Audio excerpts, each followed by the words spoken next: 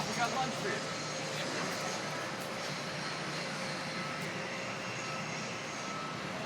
And if we just want to kind of move on into this circle over here, please. Right over here. Thank you.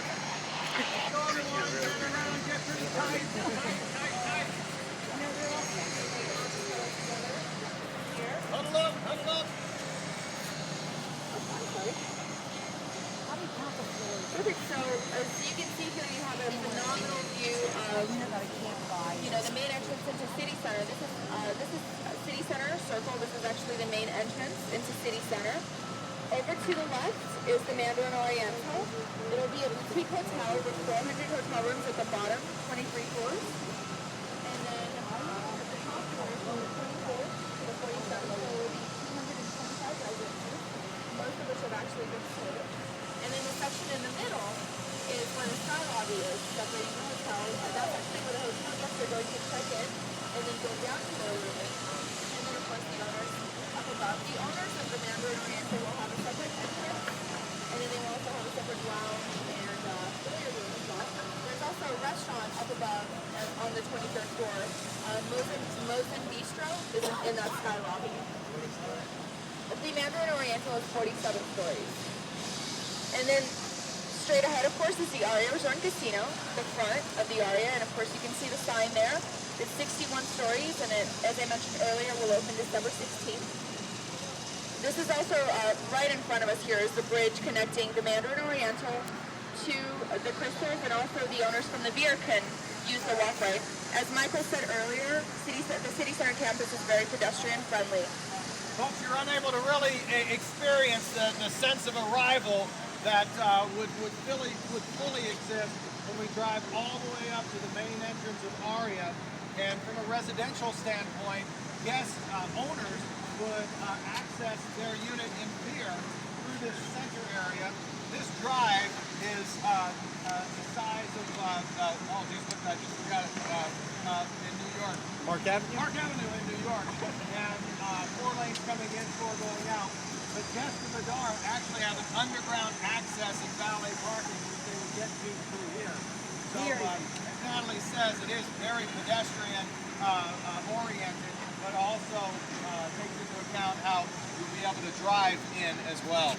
And then at the end of this driveway is 2 great water features that have been put in by Wet Design, the same company that actually installed the water fountains at Bellagio. And so we didn't want to do the same thing with a beautiful Lake Bellagio, but we actually have this great fountains called Lumia that actually they're dancing fountains that are illuminated by LED lights as they're playing.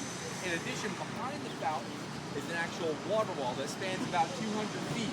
And so you really do at night, when I drive up here at night, it's just all illuminated and white and bright. I mean, it's a beautiful feature.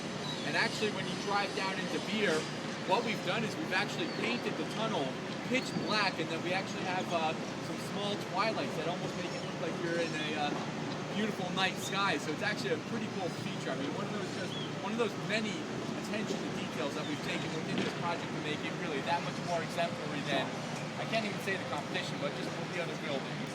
The sense of arrival that we wanted to have when guests at Mandarin Oriental arrived was to really cause them to feel like they were away from Las Vegas.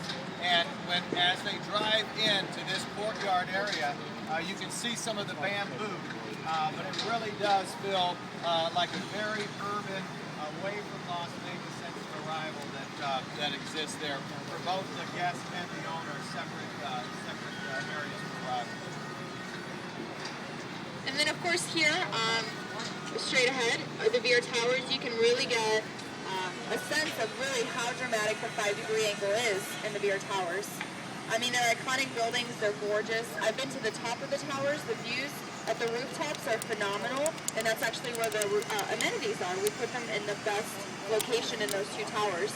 Each tower at the 37th floor has an infinity edge swimming pool, and it's actually on the slanted edge, so to really add to the dramatic feature there, yes. And there's also a fitness center up there with incredible city views.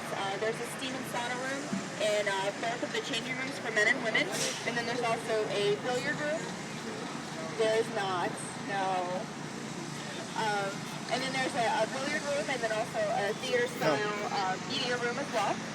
And then below, in the lobbies, as you can see, the lobbies have very high ceilings there because the lobby is all that area with the glass, the clear glass. So the lobbies will have a 24-hour concierge. And then also in the lobbies, there will be 2 original artworks, one in each lobby, that will be painted on site later this month by the artist who will be arriving and painting that. It's actually using clay as the form directly on the walls. We tried to describe the sense of arrival in the lobby areas of both rear towers. Now you can kind of see that expanse. It's about 70 feet.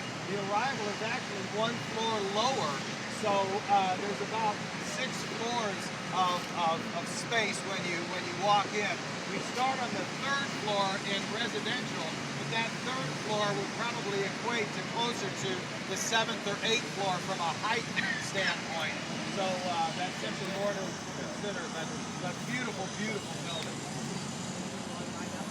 And then of course right next to the Vera you can see a piece of the Crystals, our retail dining and entertainment district that I described to you earlier with all those shops and restaurants. And then also an interesting feature in the Crystals will be the artwork. A lot of it will be interchangeable. There will be hanging flower gardens and then flower carpets that will be interchanged throughout as the seasons change. And then also there will be some permanent pieces of art on display as well. So it'll be a wonderful experience.